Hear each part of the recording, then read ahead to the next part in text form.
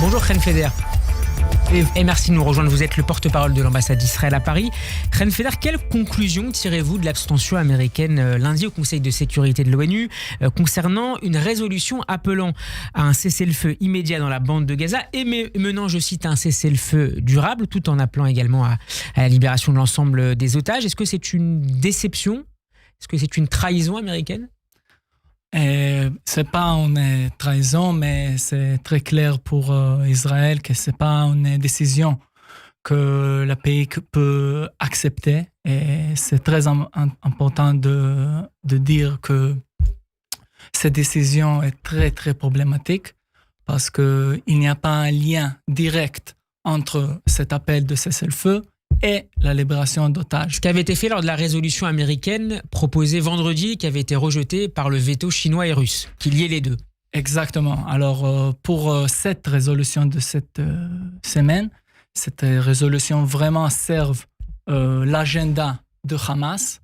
Et on a vu aussi un soutien de la part de Hamas de cette résolution, parce que cette résolution appelle un cessez-le-feu sans une libération d'otages, sans une condamnation de Hamas, de l'attaque terroriste, de massacre de 7 octobre.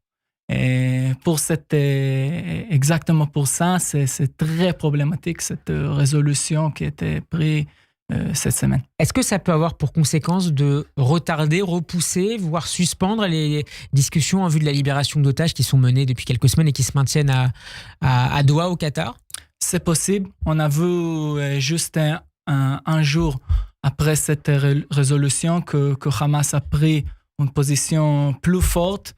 Et on a vu aussi aujourd'hui que Hamas refuse l'appel des États-Unis pour trouver un accord pour la libération d'otages. Alors on apprend à l'instant, Chen Feder, que le bureau du Premier ministre Benjamin Netanyahou lui-même a expliqué sa décision de ne pas envoyer une délégation aux États-Unis ces derniers jours. C'est un message, dit le bureau du Premier ministre israélien, envoyé au Hamas pour expliquer que Israël ne se sent pas sous pression internationale.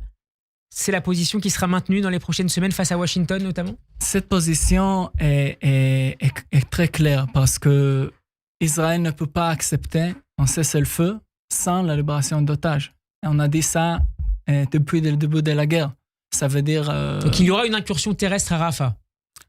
Je ne sais pas quand et si ça va commencer dans quelques jours ou après, mais sans la libération d'otages, on ne peut pas s'arrêter avec la guerre. Merci beaucoup, Chen Feder, d'avoir été avec nous. Je rappelle que vous êtes le porte-parole de l'ambassade d'Israël à Paris. Bon après-midi à vous. Bon après-midi.